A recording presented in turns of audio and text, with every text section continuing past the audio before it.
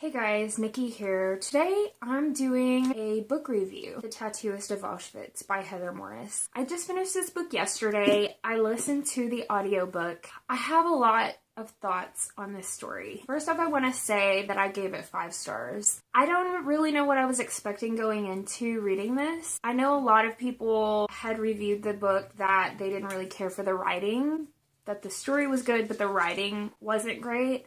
There's the fact that I listened to the audiobook instead of actually reading, but I didn't get that the writing was bad in the story. In fact, I thought it was very descriptive and very emotional and very, very powerful. The audiobook was narrated by Richard Armitage.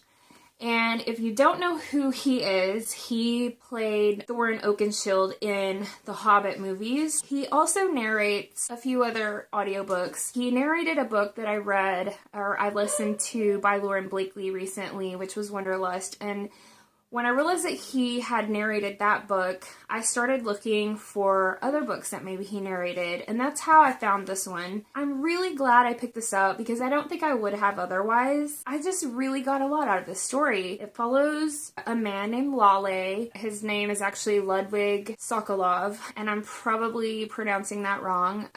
He is basically sent to a concentration camp during World War II. Just the fear and the anguish and the raw emotions in the story made the entire thing just completely worth the read in and of itself. I mean, I feel like, yes, there are tons of World War II books out there, but I mean, it's based on a powerful true story of love and survival. This is based on a true story from this author's interviews with a Holocaust survivor. It's like you get this first-hand experience. It's like you're there. It's like you are witnessing these horrific things that are being done to these people, and you just wonder how, in God's name, could another person be so horrible to another human being. And it's like, you know, you expect that once they get around these people and get to know them personally and see that they're not whatever they thought they were, that they would treat them differently. No, they didn't. It was constantly threats and violence, murder, emotional abuse, degradation that these people had to experience and survive. And most of them did not survive this. And I just can't even imagine feeling how it felt in the shoes of the people in the story, but it gave me that front row seat.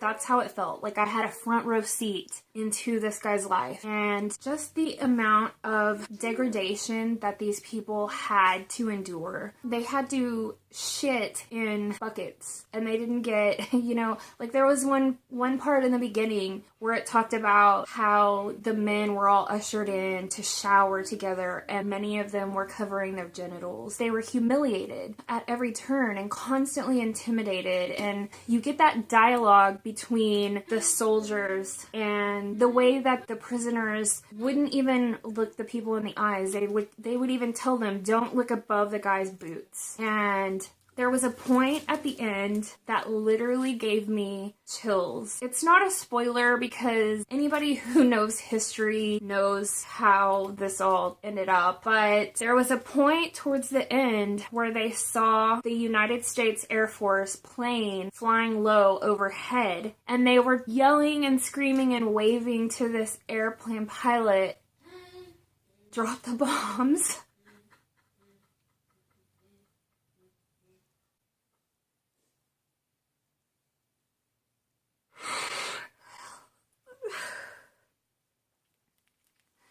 Like, I just can't fathom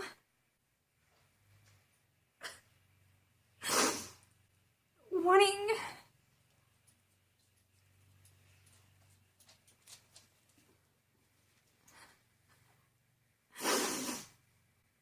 I'm so sorry.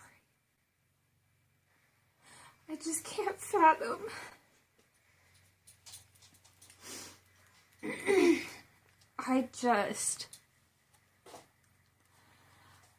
I just cannot fathom crying. I just can't fathom wanting it to be over so badly. Wanting it to just stop. Wanting all the pain and suffering to stop. That I would wish for someone to bomb the place that I stand on.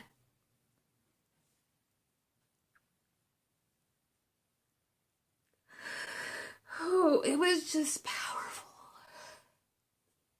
So let's get into something a little shallower. How about that? So, the narration of this story. Richard Armitage is a genius. Like, he is so talented. I'm still emotional. Ooh. So, Richard Armitage voiced this book unbelievably well. He had so many different characters to voice and so many different accents. You know, Lale was Slovakian. Of course, there were German soldiers, Russians, an American guy. There were just so many, even Gita, the love interest in the story. So then there's the love interest, which is Gita. And she arrives to the camp a few months after Lale does. He's immediately drawn to her, and their relationship, the way that it starts and evolves, is just so beautiful. That they could find something good out of this horrible situation. It inspires the heart, or it did for me. And of course, I admit I am a sucker for romance. I just thought this book was really well done. Very emotional, clearly. I highly recommend this book. I've read many other World War II historical fiction novels. The Room on Wu Amelie is one of them by Kristen Harmel. This was a really good World War II story about an American who lived in France at the time that the war, I think it was about midway through the war, and then eventually to the end of it. This was a really good story as well, but it just didn't have the front row seat to the lives of the people who had to live through the concentration camps. So anyway, I'm gonna wrap this up. I wanted to do an individual review for this book because I felt like it deserved it. If you haven't already picked this up, I highly recommend the audiobook, very much especially. I hope you guys have a good rest of your day and happy reading, and we'll talk to you soon. Subscribe, follow my Instagram for extra videos, and we'll see y'all later. Bye.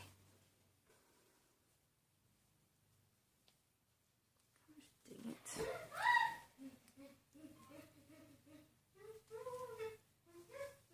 Oh, fuck it.